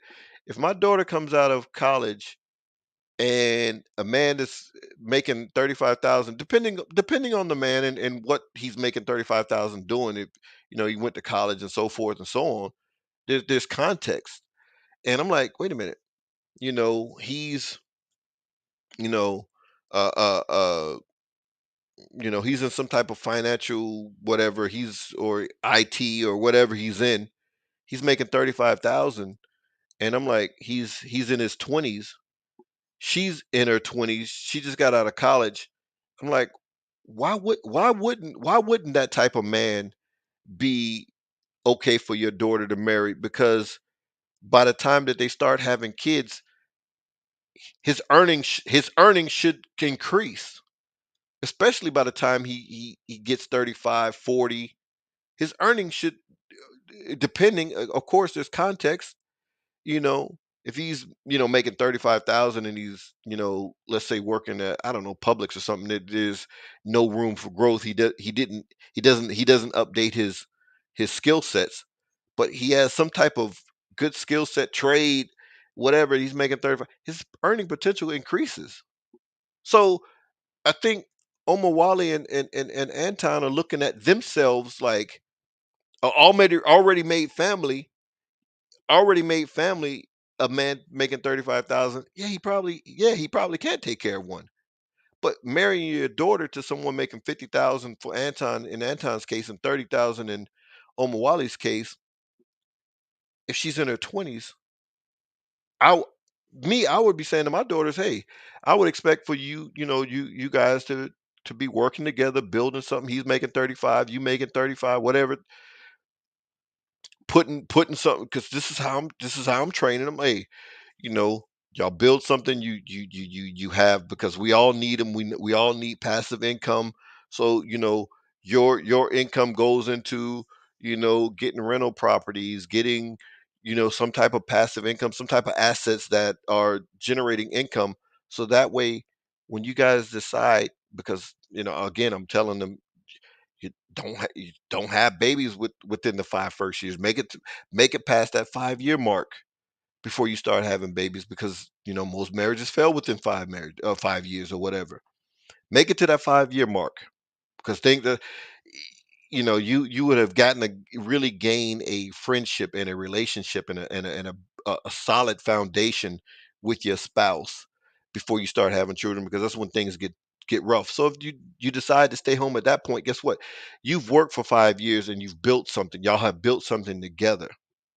You've acquired assets other than what we're able to pass on to you. And so you're able to make a marriage. So they're saying so they're already putting their daughters on a pedestal that this man ain't good enough for them. But if their daughters come out to be average, and I'm not talking about anybody's kids, and I'm just saying their mind, our sometimes men's mindsets are the same as women with this particular asset. Nobody wants their daughter to marry, you know. And like I said, again, I don't know in what context he's talking about. If he's talking about a ready-made family, that's one thing. But if he's talking about his daughter coming out of college, or whatever his daughter might go on to do. But I'm looking at it from my daughter. When I heard it, I'm thinking about my daughters. I'm like, okay, wait a minute. Them coming out of college, when they get out of college or whatever, and there's a potential guy that's making 35,000, but he's also going to college and he's in the trade, some type of skill, whatever he's doing. And I'm like, wait a minute, I know his earning potential is going to increase. What what am I supposed to? Was she supposed to marry a guy making $100,000? She just got out of college at 20. Could she? She might be able to attract that type of guy, but I'm gonna look. I wouldn't turn the guy away because he's making 35,000. Because guess what? 35,000, he could take care of himself and a wife. Yeah, when you start having kids, it becomes more difficult. But himself and a wife, because essentially 35,000, you could take care of you. You could take care of a wife as well. But I would expect, because we have to be realistic. Black people, as black people, we we're gonna have to work together. Men and women are gonna have to work together to get anything done, and that may mean if she's going to be a traditional housewife. I have a daughter who wants to be a traditional housewife because she saw that's what she saw with her mom. I have one daughter that's like, "Huh," she don't know yet. She knows she wants to get married and she knows she wants to work. But I'm like, yeah, you're gonna see. I said, when you get around, start having kids, and you're just like, okay, if you like saying I want to work, and then you're gonna put your kids in daycare, you're gonna see how that how not so good of an idea that is, having other people around your children. And I said, but either way it goes, both of y'all, before you even start doing that, obviously, um, you get with it, and I'm encouraging them to marry younger than in their 30s that the average black people are marrying. You get out of college, obviously, a- anybody that's looking at you from this, while you're in college, hey, look, I'm going to go ahead and start vetting these dudes. Get out of college, and you know this guy's acquired some type of job. He can take care of you and him on 35,000. And that depends on where you're at too. Obviously, I don't know what the cost of living is in Philly, but depending on where you're at, you could do that. Just, and I'm talking about for one person, two people, because a husband and a wife, just a husband and a wife, the expenses are, you got one apartment, even if it's a one bedroom, that's fine. You know, that may be sustainable, but it just depends. But I'm just saying it's context. But I would expect for my daughters to be working at some point, because I get that bug. Go ahead and get that bug on out, right? Meaning, get that itch, scratch that itch of getting a career and working, and you'll see how um, droll that is. You and your husband set up a business, and you run the business while you're young. And you don't have children. You could take those chances. You have family that will invest in any type of business that you may want to start. So that way, once you do start having children, you decide to be a stay-at-home mom, you got a business that's bringing income into the family, whatever. Look, forget all this stuff about who, whatever. I want my people to survive, not just my family and my children and whatever. Our people need to survive, and we may have to work and build businesses, and she run the business while he work a job. Whatever it is that we got to do to make sure that our people survive, we got to do. So that's I ain't gonna keep going on that. But I heard that, and I was like, oh man, I don't. That sounds like what Anton said with the 50, but he said it 50,000. Like, I wish I would marry my daughter.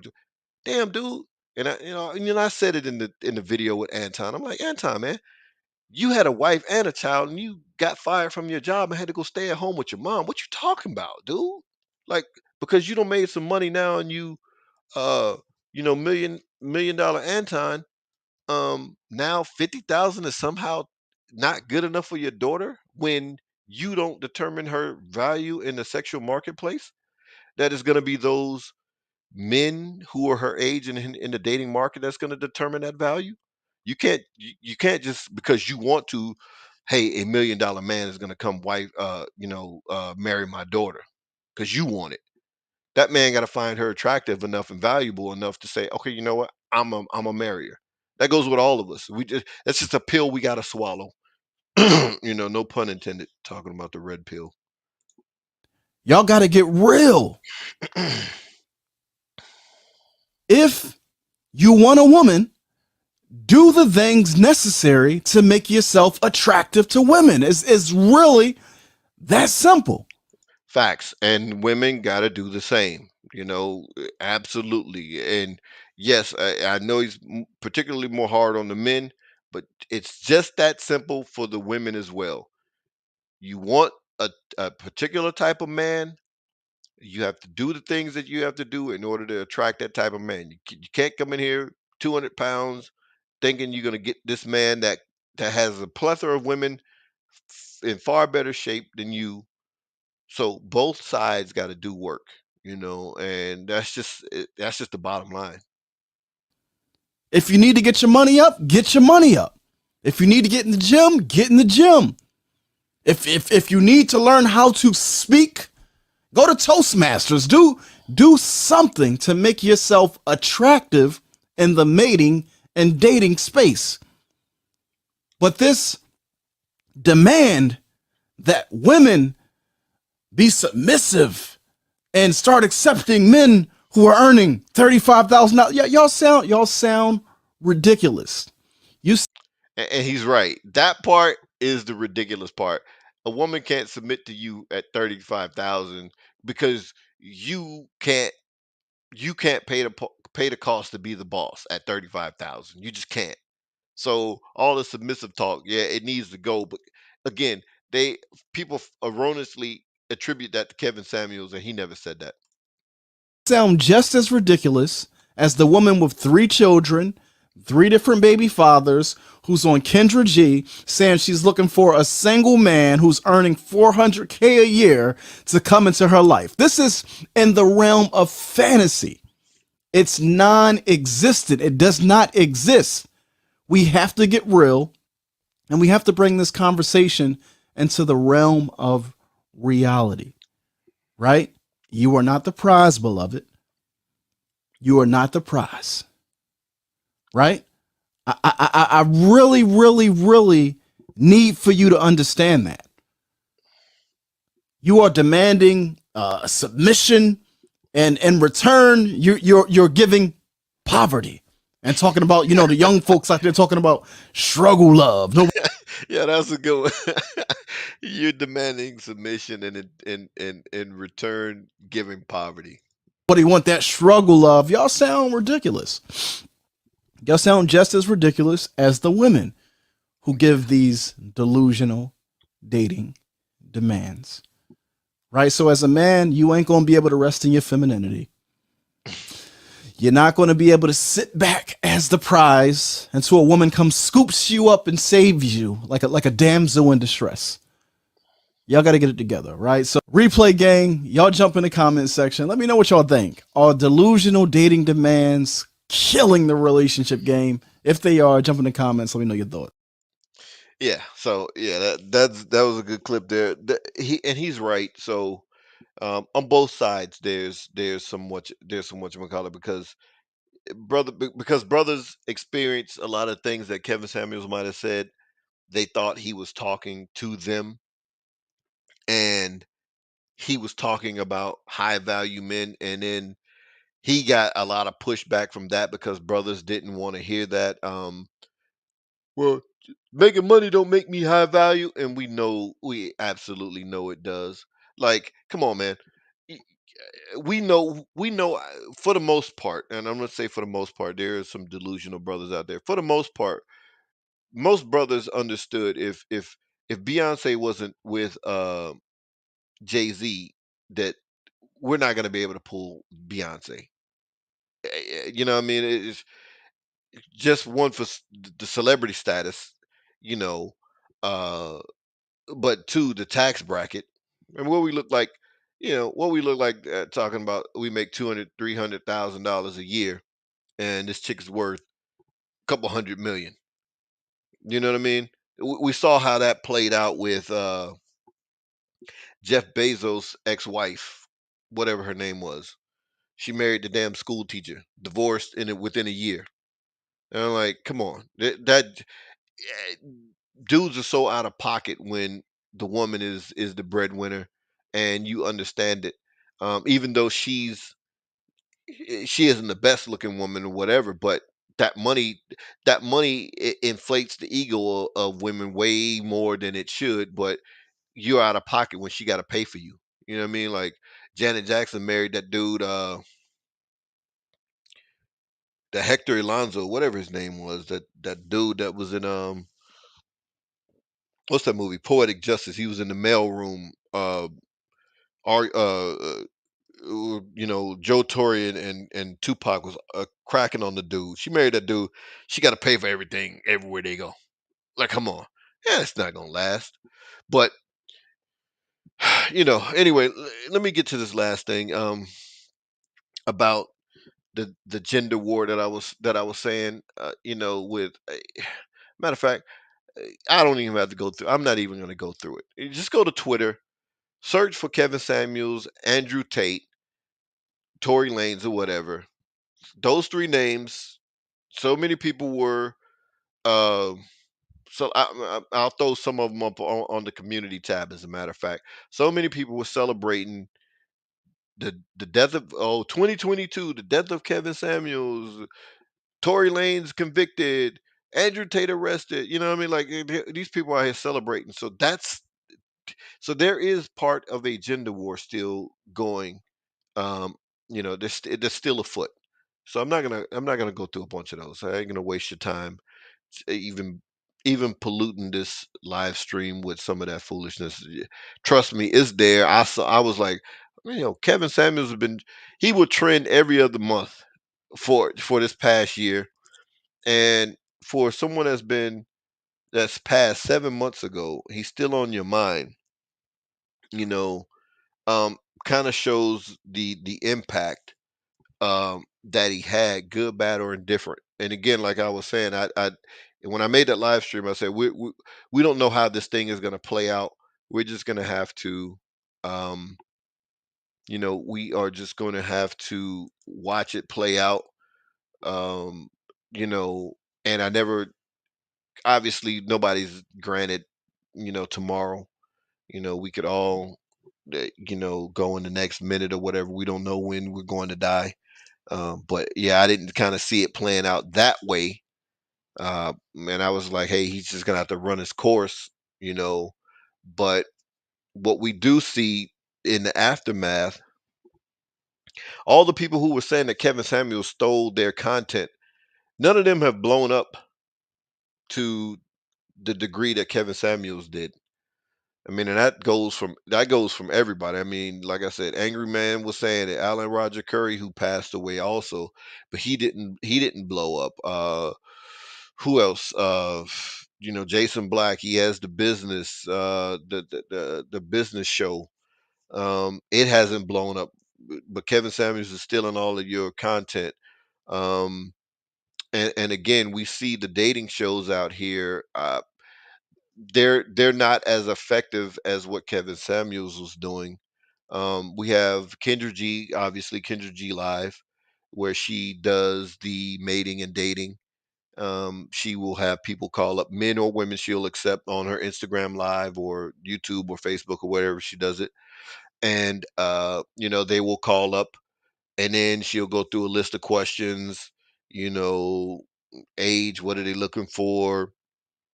She does the Kinder Cam, pretty much this Kevin Samuels thing of, height, weight, dress size, or whatever.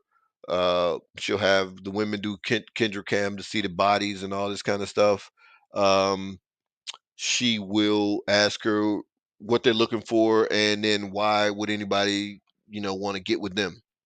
You know, she she's starting to hold women more accountable because she sees that she's had to go off on women yeah, pretty much since the past 5 months or whatever. She's gone off on women that I know of 4 or 5 times. That hey, as soon as she starts holding women accountable, then women are nasty. They can get up there and say, whenever men are on there, they're all in the comments saying all kinds of nasty stuff about the men.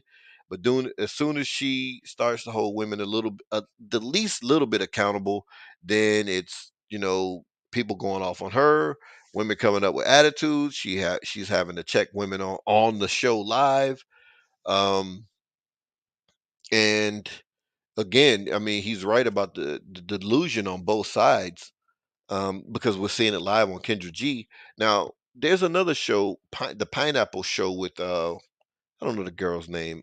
It's called the Pineapple Show. If you search it on YouTube, you'll find it. She does kind of this thing of kind of getting men and women together, kind of deal. Where I guess if they don't like the dude or if they don't like the chick, they'll say pineapple, and then they'll somebody else will come in. Like she has a rotation of trying to make matches that way. Um, Honestly, that show isn't as ratchet as Kendra G's show.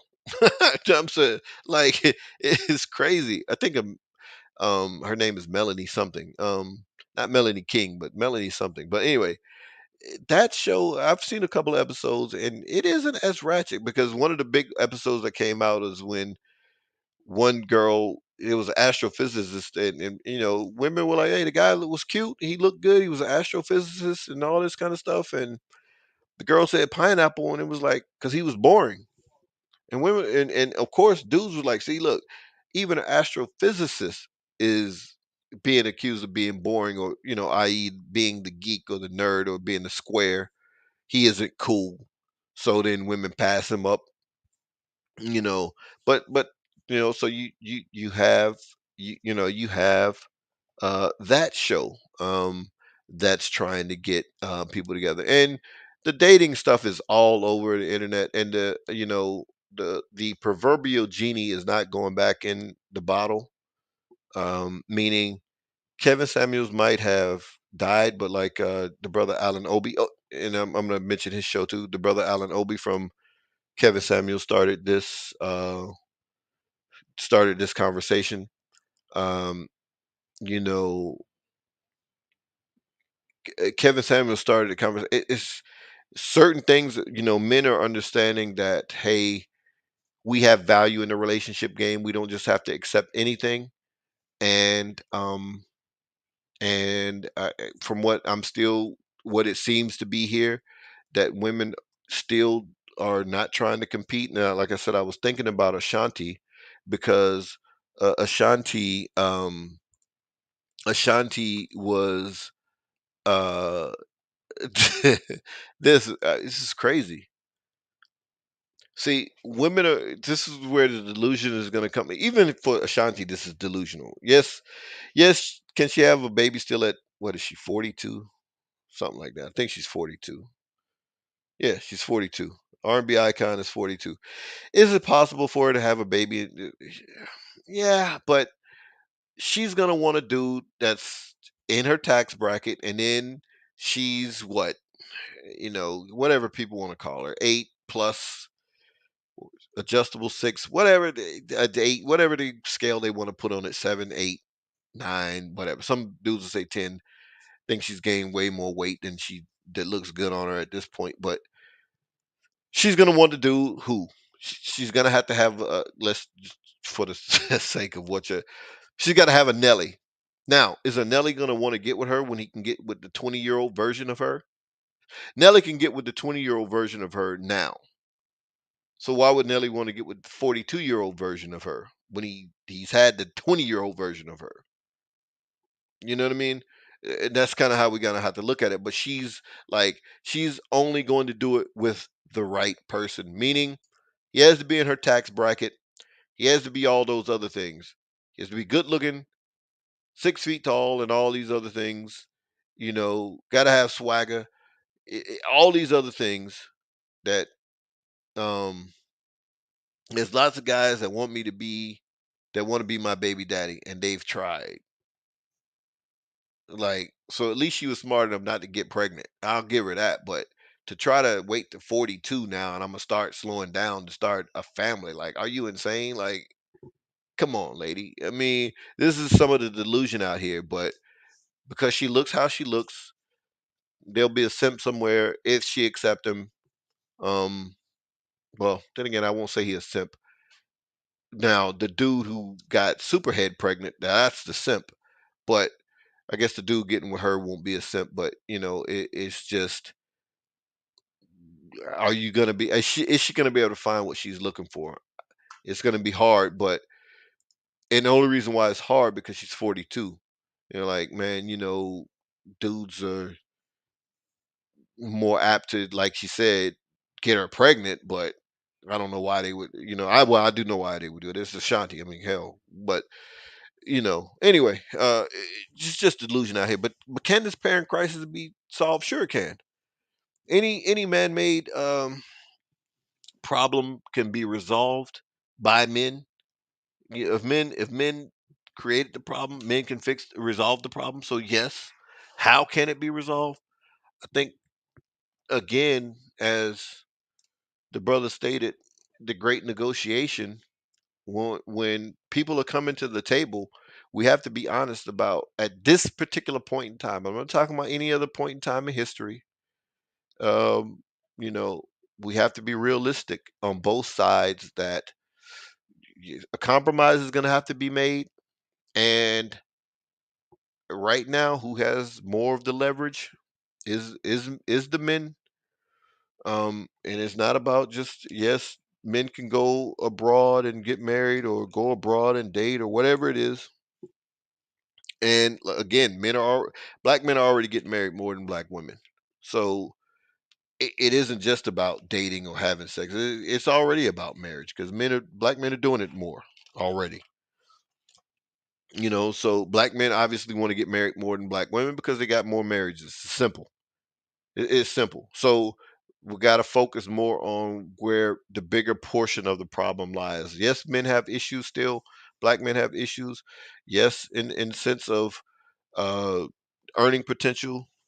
We all got to do better, just in terms of um, the passive income and any other thing that to help make family life better or make ourselves more attractive to women, or the type of women that we want. That's really what it is, not just to women, but the type of women that we want.